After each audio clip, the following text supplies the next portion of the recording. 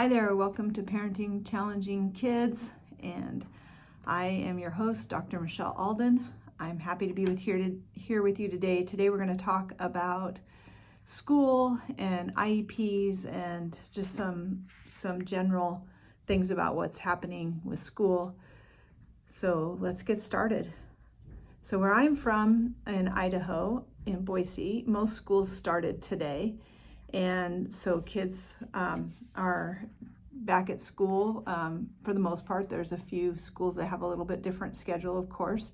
And wherever you are, it might be a little bit different. But no matter what, it's definitely back to school time, and people are thinking about back to school and what to do. And that, for the kids that I work with, that includes 504s and IEPs and meetings with teachers and all of that. And so I want to be able to give you some specific school help. We're going to talk about this in our coaching group as well. So if you need some live coaching about that, make sure you look at the Playroom on our webpage, parentingchallengingkids.com, and get signed up for that Playroom so that you can get some help directly with the problems, especially as they arise. So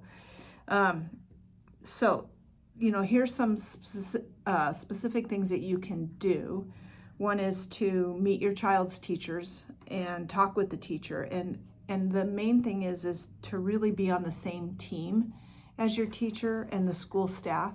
So even if you're having a problem with the teacher or you don't agree, please make sure that your child has no idea about that. The child sees you and the teacher as being on the same page, and you can deal with the other stuff separately or work hard on your own stuff to realize that it does no favors for our kids to have the adults disagreeing with each other, especially when they're going to spend 8 hours at the school. You really want to make sure that you don't create more anxiety in your child, but also more discontent and disrespect by the things that you say at school. And you may think that your kids aren't hearing it, but I've been in hundreds of conversations with parents that are saying things about the school that maybe they don't think is that negative, but it definitely has a negative impact. So this is where your child is spending their day, and what you think about that is going to have a huge impact. So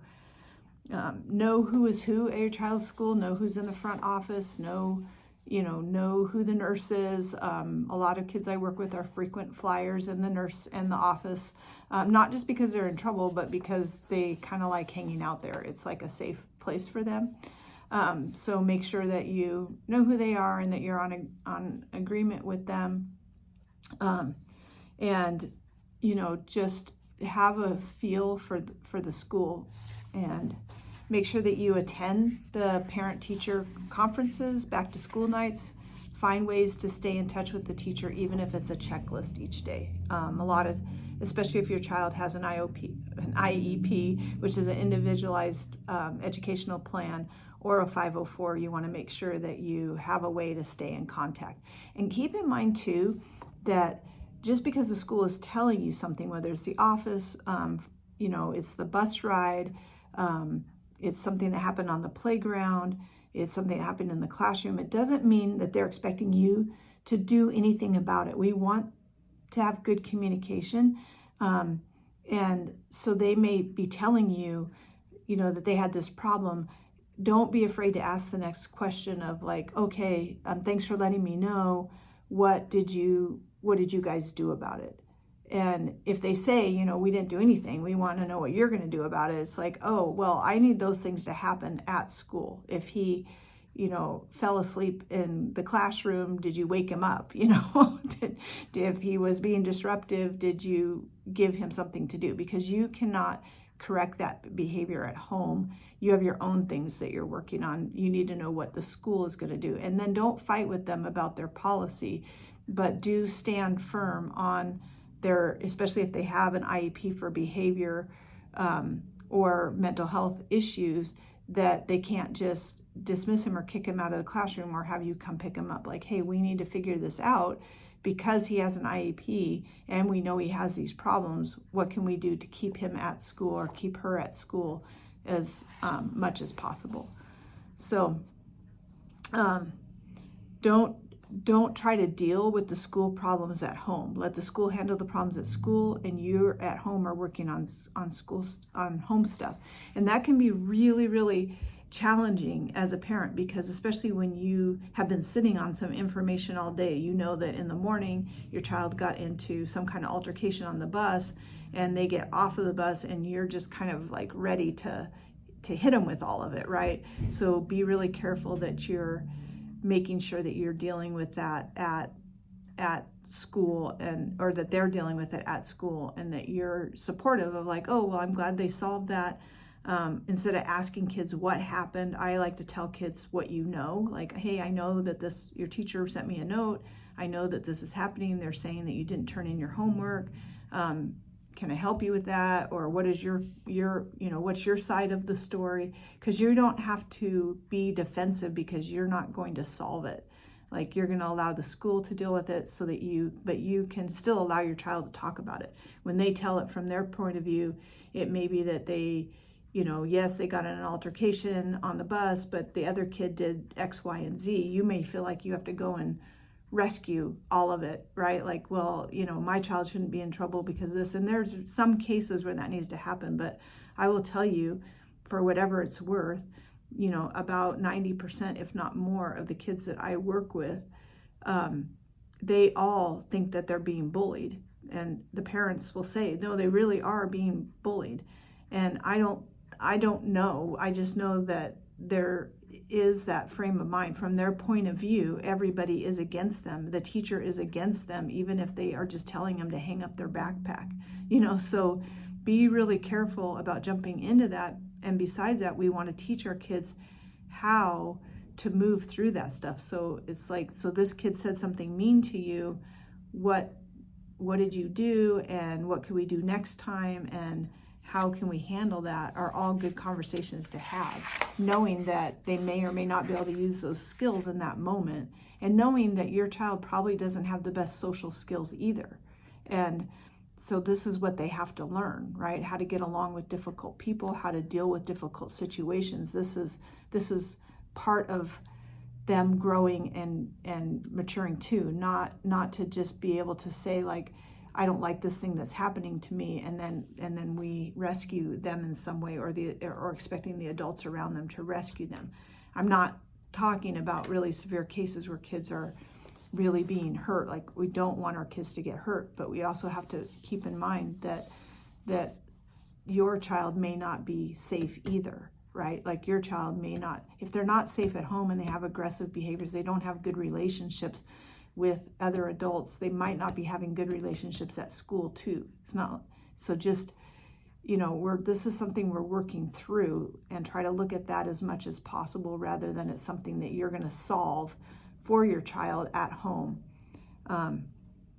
So I want to also make sure that your child gets the support that they need through an IEP or a 504, and just so that you're going to have to ask for those resources as the parent. Very rare will the school come to you and tell you, like, we have this to offer, and this to offer, and this to offer. Sometimes they will, but it's more likely that you're going to have to do your research and find out what you need. If your child has to keep getting sent home or things like that, it's like, okay, so he's on an IEP.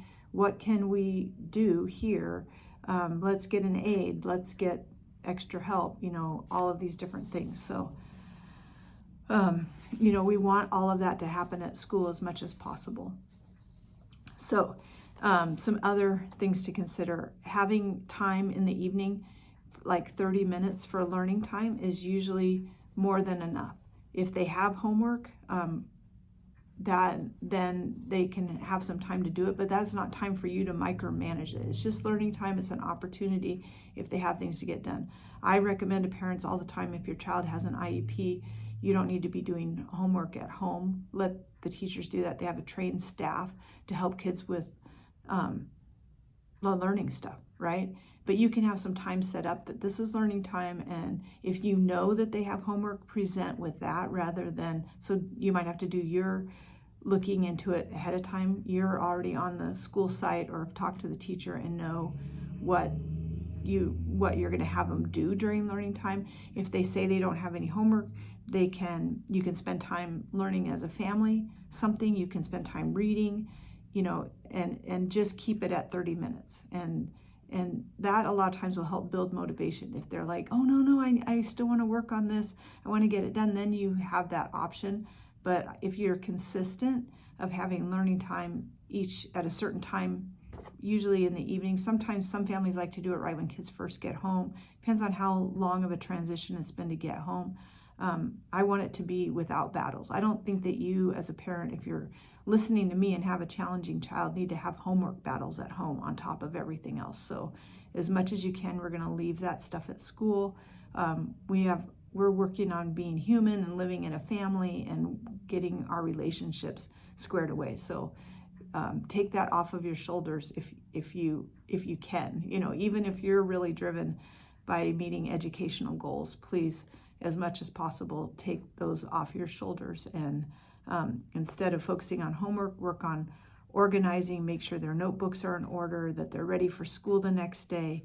Help them with organizing things at home. That's all really good for their brains, sometimes even better than the homework that they get sent and the fighting that you do to try to get it done. Remember that the executive functioning I think it's something like 20 different executive functioning pieces involved in a child getting the homework from school, getting it into their backpack, bringing it home, remembering what they're supposed to do with it, doing the homework, getting the homework back into the right folder, and then getting the homework back to the teacher or to the right teacher, depending on what age they are. That's a lot of different executive functioning skills, and that when we have deficits in some of those areas, it creates battles. So they might not be ready for that yet. Learn what the school offers, what music, what sports, what after-school programs they have, and volunteer if you can at the school especially. But remember, if you're at odds with the school and staff, that this is going to be a struggle that your child is going to carry. So if you have something bad to say about somebody else that works at the school, your child's the one carrying that load because they're the ones that are around those people 8 hours a day. Ask questions about what concerns you at the school. How can I help my child with this problem? When did this happen? What was the school's response? What are they doing to deal with it? How can I stop this other child from bothering my child?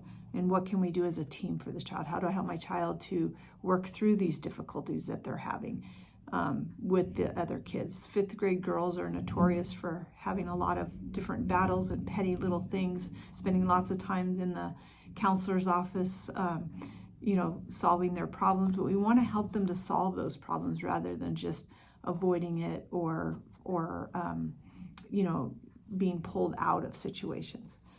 Help your child to set up a few basic goals. If it's their first year of school or first couple of years, this isn't a really big deal. But when they get older, encourage them to say, so what are your goals this year? What kind of grades do you want to get? And let them have that. If they're saying that they only want to get B's and C's and they're capable of A's and B's, then ask them I'm curious about that. So you don't want to try to get A's and B's? Maybe they don't want the pressure, and then asking them, what will it take for you to get B's?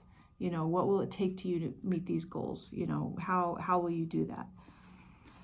Encourage, this is so important for helping their brain and keeping them engaged with school, is to have family reading time where you're reading out loud to them. It uses a different part of the brain and it's really, really helpful.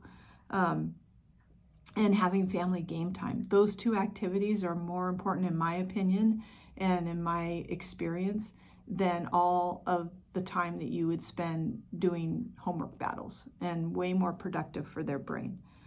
So also don't be afraid to consider other alternatives for school, or ask teachers and staff that are trained to address the complex behavioral needs. So if your child you're getting calls every day from the school and you're not able to work,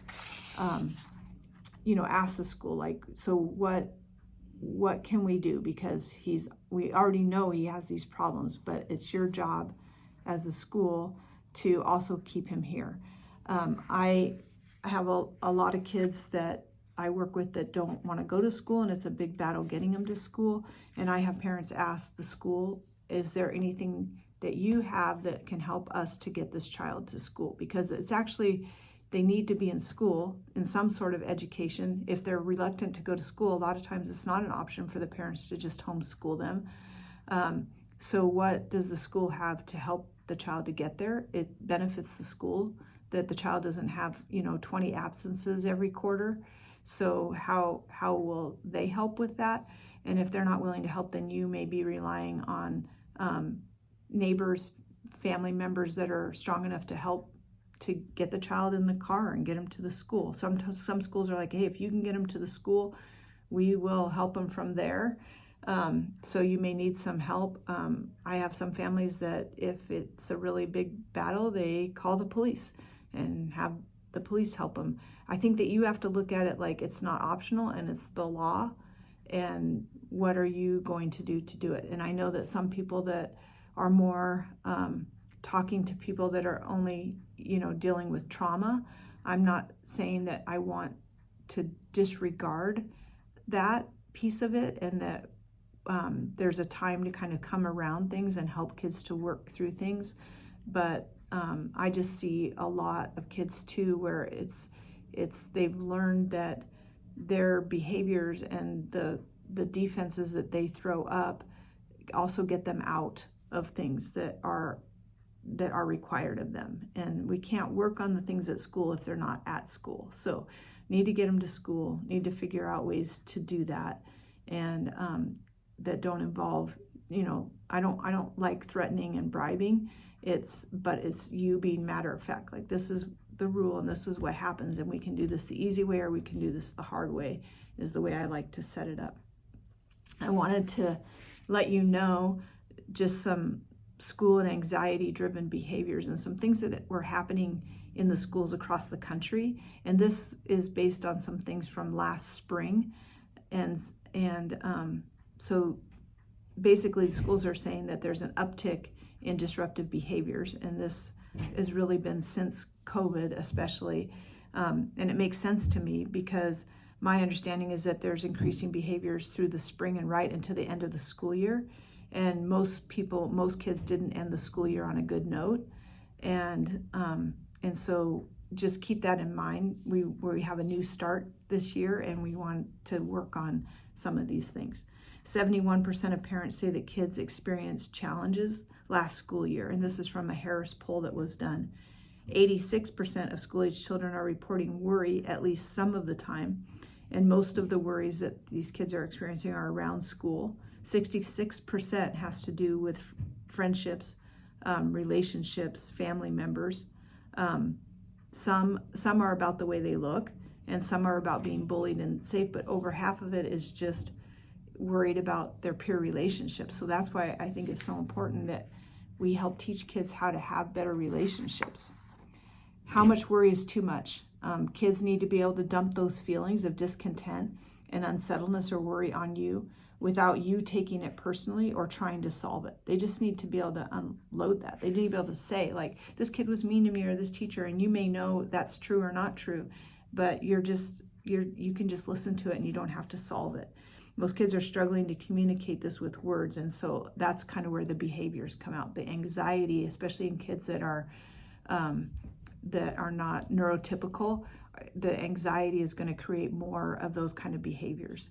Some behaviors that the schools are dealing with last year were like trashing bathrooms or classrooms, kids fighting verbally or physically, not just with each other, but sometimes with staff, with teachers. A lot of kids experienced room clears because of a kid being that way. Online fighting, bullying, through the internet. Kids running out of classrooms, kids just putting heads down and refusing to talk.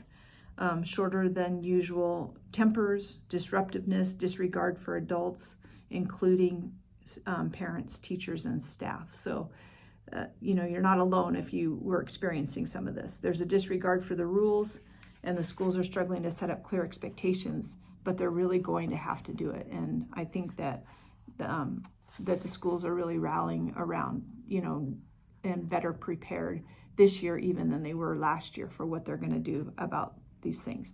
Anxiety, and just keep in mind, anxiety and worry drive depression, and this can lead to greater problems. But just because your child has anxiety or depression doesn't mean that we avoid it. We have to learn how to work through that. Anxiety and stress trigger kids to be on high alert and cause big reactions over very small infractions. So keep that in mind.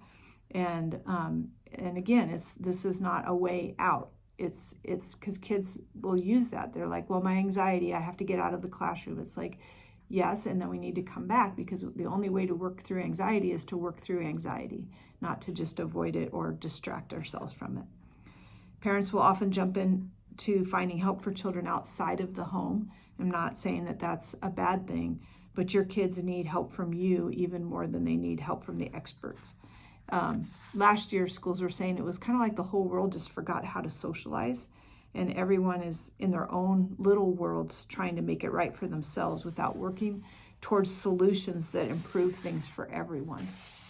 So there's things that you can do that will help a lot. Serious behavior issues are usually happening at home and at school. No matter what the struggles, how old your child is, you're going to want to develop some skills that we're going to help your children to learn how to work through things like anger, frustration, anxiety, disappointment, bad relationships, embarrassment. Research continues to point out that all kids need warmth and structure. So it's not just loving your kids more, or because you love them, you can't send them into this thing that makes them feel so anxious. They might not like it, they're going to push away, but don't take it personally, because the structure will help them to know the roles and the predictability of family life. So having that structure when they're out of school is really important, and having that structure in school is really important. There's some schools that have moved to less and less structure, and it's not working out very well. For some kids, great. The self-motivated kids are probably thriving in environments like that, but your kids that are really struggling, they don't need less structure. Sometimes they need more structure. Remember that you're also there to teach and reteach positive interactions, manners, model respect. If you want your children to respect the adults around them, you have to show that same respect, and how to work through emotions. So those are some key things. If you want to know more, if you have questions, you can leave your questions in the comments below. But please also know that I can help you personally in the playroom. You can schedule a call with me also if you want to run through a situation. It's like, hey, we had an IEP meeting and this is what happened. I get questions all the time about, how to deal with different things, how to help kids through, panic attacks, anxiety, things like that.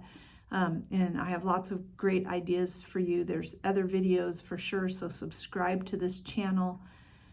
But also don't be shy about scheduling a free call and letting me get to know you a little bit and know what your situation is, and give you some help and point you in a direction where you can get more help if needed. Look forward to hearing from you. Remember, subscribe below, send your questions, or schedule that call.